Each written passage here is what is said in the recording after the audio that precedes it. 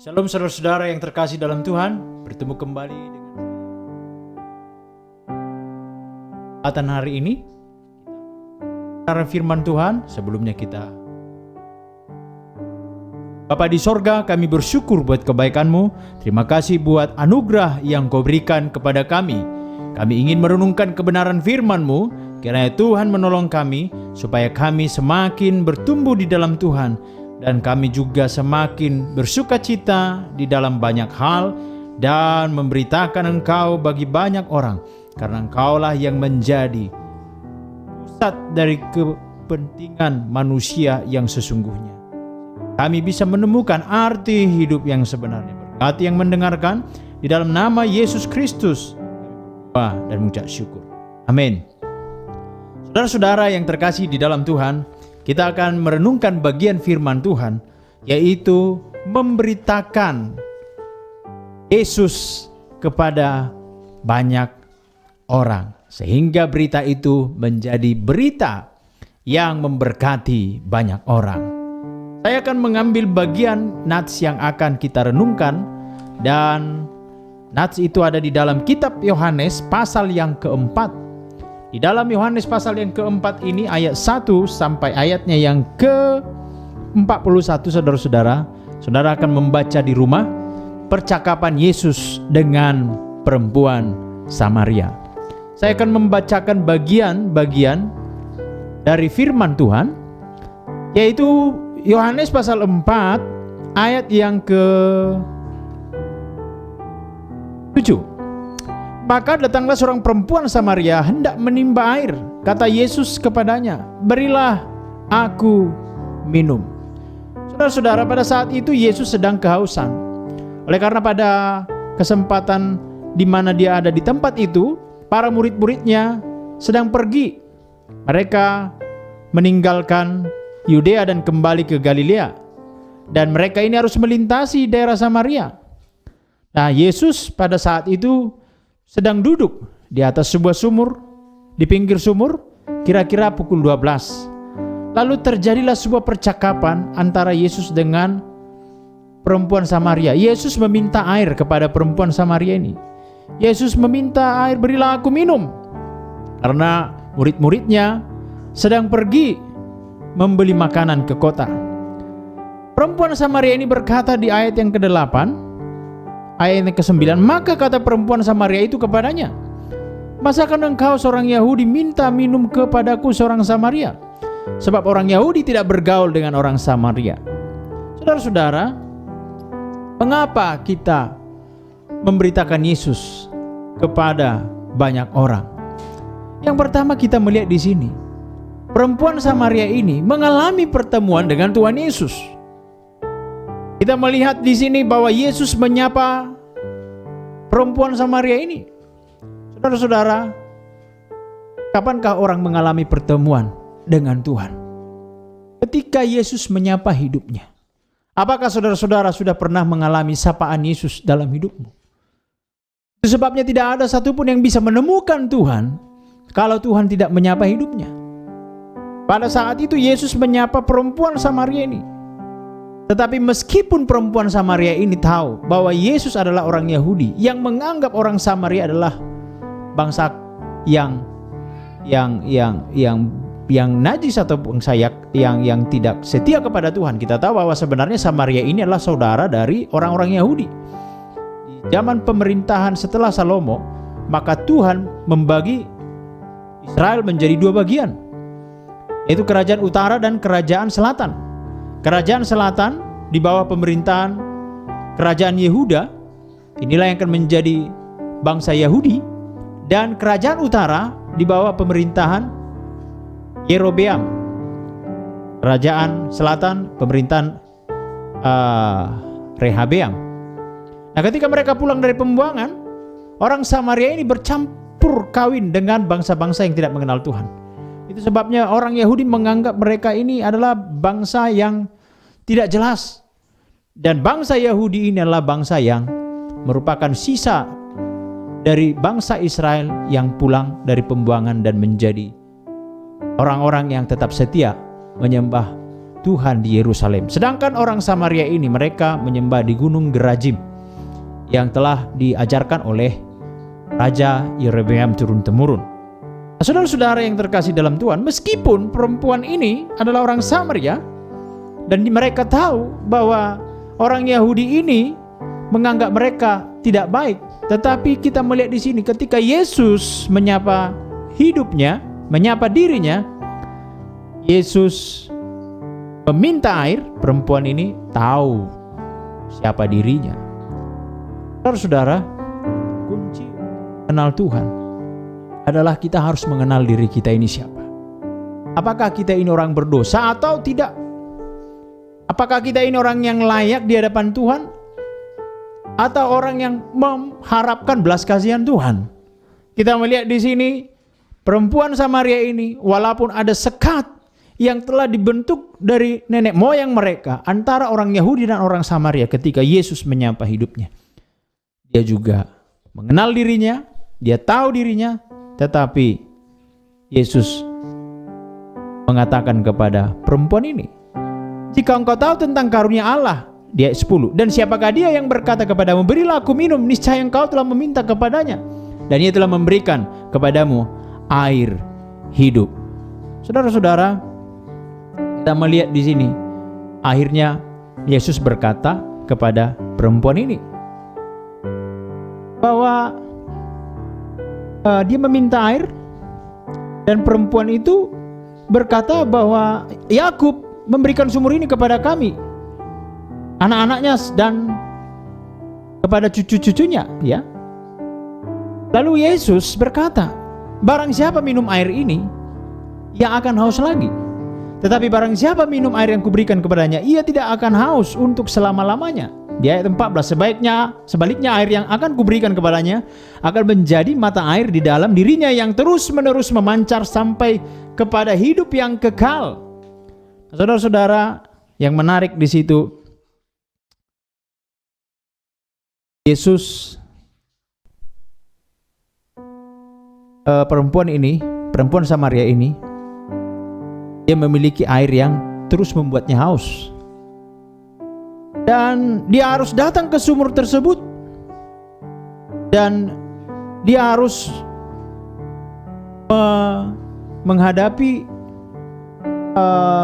banyak hal untuk sampai ke sumur itu mengambil air.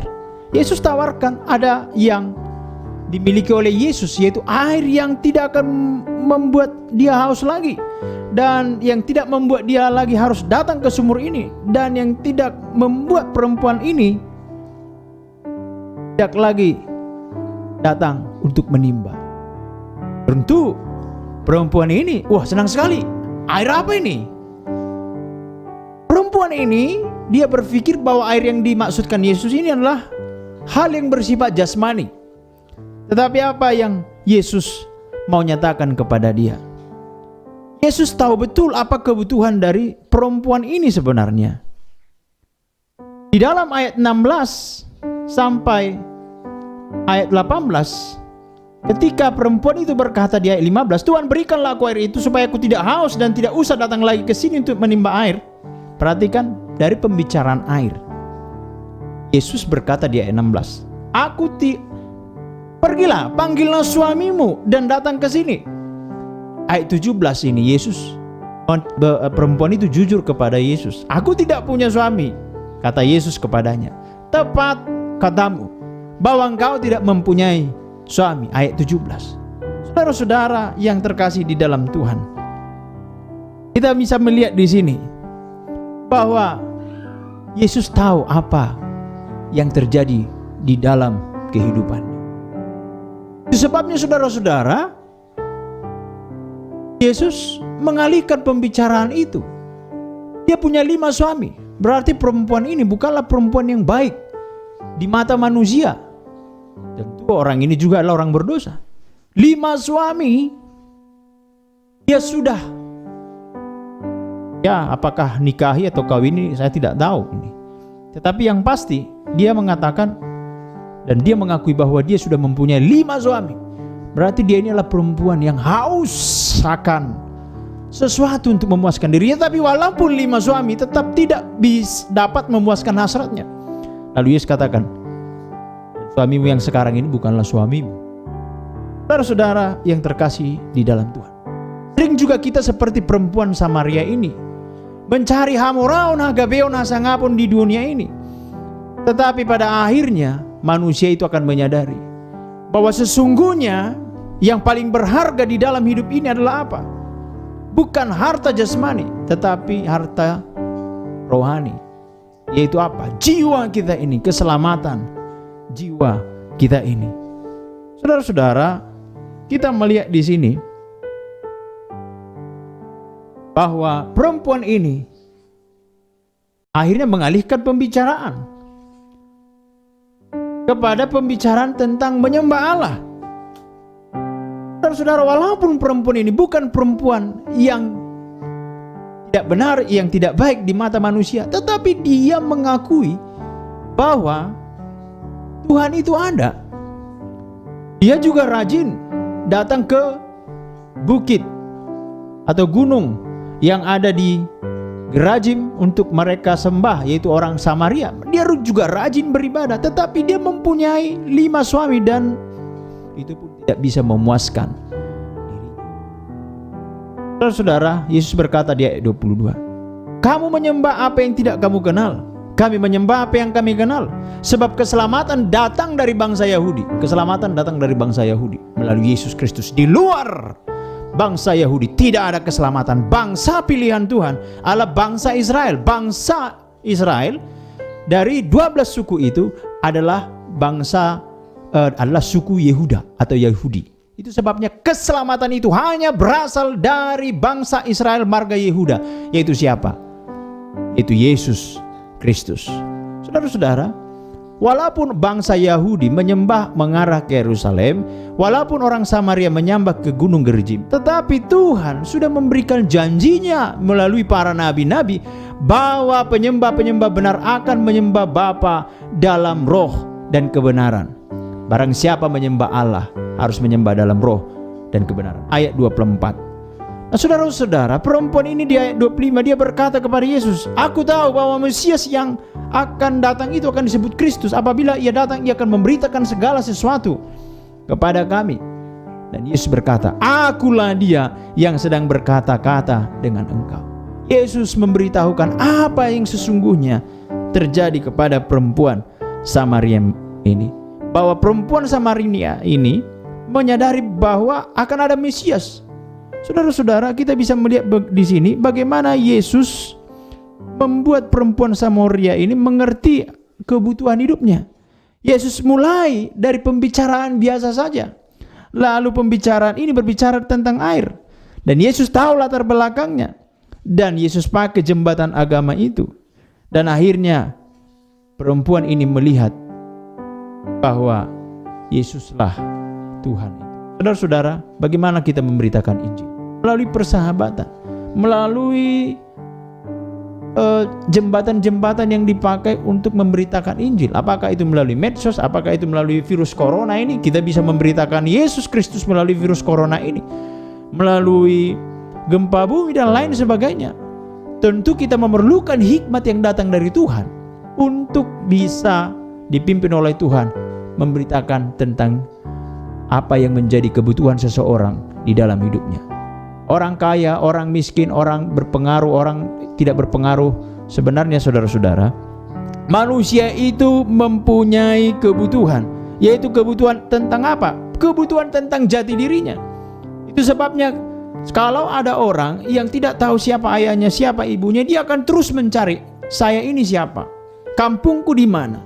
Dan pada akhirnya saudara-saudara, sehebat apapun orang, dia rindu pulang ke tempat di mana dia dilahirkan untuk dimakamkan. Makanya ada orang yang meninggal di luar negeri, ada yang meninggal di satu daerah, dia akan rindu sekali untuk pulang ke kampung halamannya, di mana dia lahir, disitulah dia rindu pulang kampung, rindu bertemu dengan orang tua kita, karena kita tahu bahwa kita berasal dari sana. Saudara-saudara, tetapi kalau kita tidak sampai kepada dari mana kita berasal, Dan dari mana pula kita akan berhenti? Ini akan merupakan sesuatu yang akan terus dicari oleh manusia. Itu sebabnya saudara-saudara, akhir dari pencarian manusia adalah kebutuhan spiritual. Siapa yang menciptakan kita? Tuhan yang mana? Dan pada akhirnya aku akan kembali kepada siapa? Di dalam Kristus kita diciptakan Tuhan segambar dan serupa dengan Dia. Kita diciptakan oleh Bapa di sorga dan dilahirkan oleh manusia yang dipilih oleh Tuhan untuk melahirkan kita. Tetapi pada saatnya kita akan kembali ke dalam kefanaan secara jasmani. Tetapi kemana rohani kita ini akan kembali? Yaitu kepada Bapa di sorga. Itu sebabnya hanya di dalam Yesus manusia dapat mengalami yang namanya keselamatan. Manusia bisa mengalami yang namanya kepuasan batin. Perempuan ini, dia walaupun mempunyai 5 suami, tetapi dia tidak pernah mempunyai kepuasan.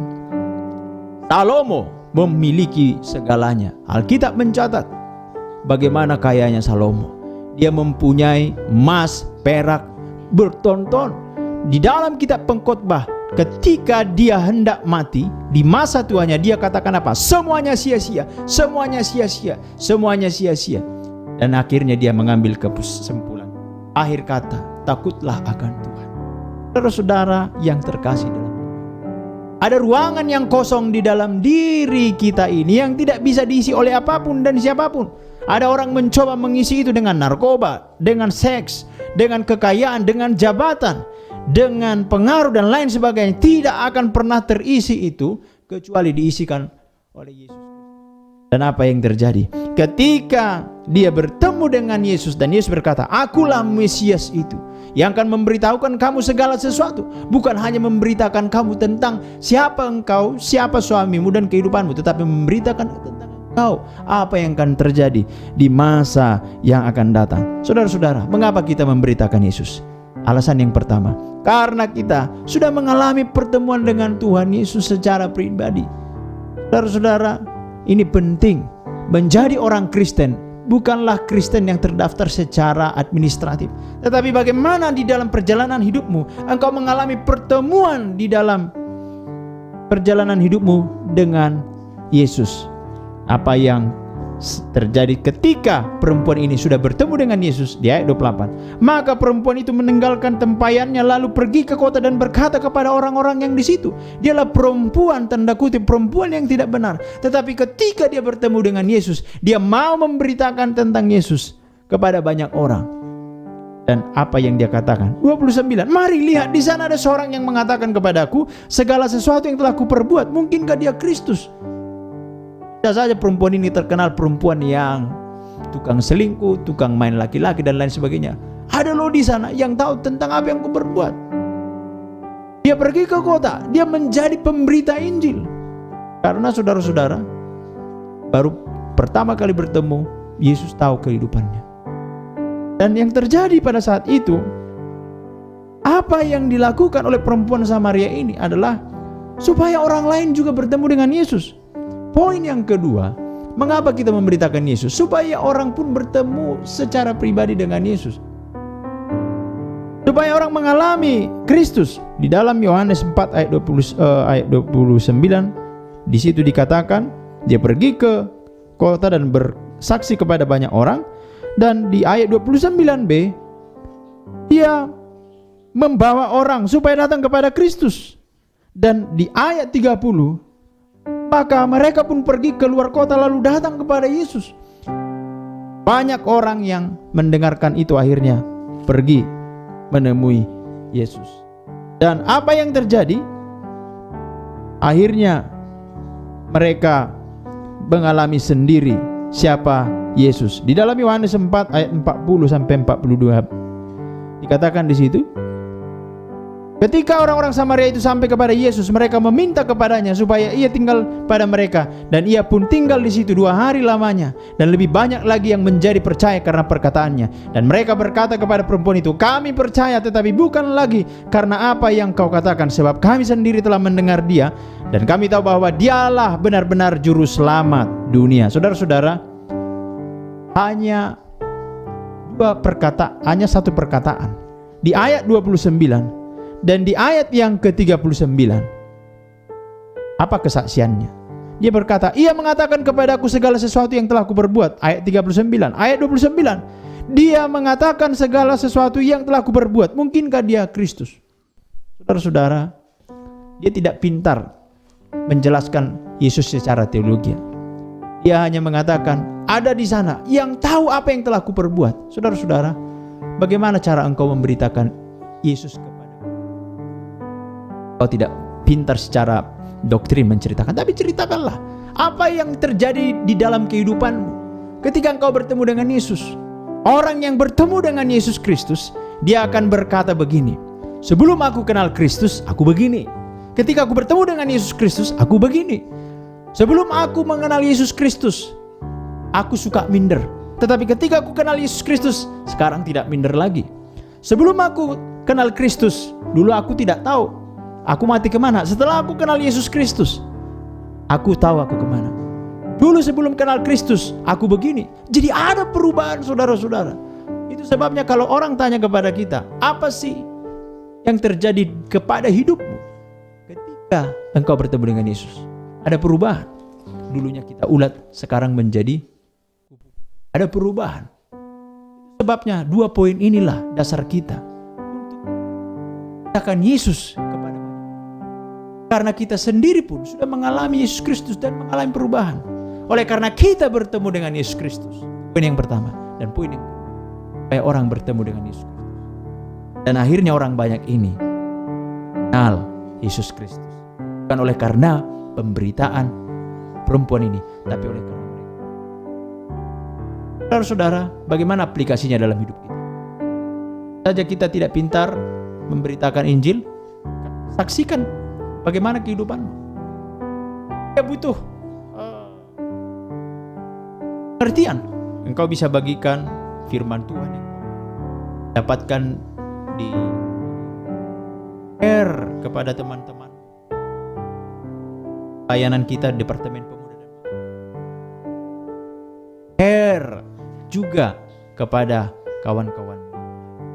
Kiranya firman Tuhan ini akan menolong kita untuk terus semangat memberitakan Kristus kepada banyak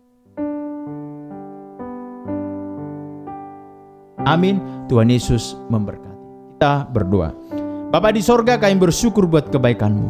Terima kasih buat firman-Mu pada hari ini. Kiranya Tuhan yang menolong kami supaya kami memberitakan Injil dan menceritakan kisah-Mu sehingga banyak orang diberkati. Amin.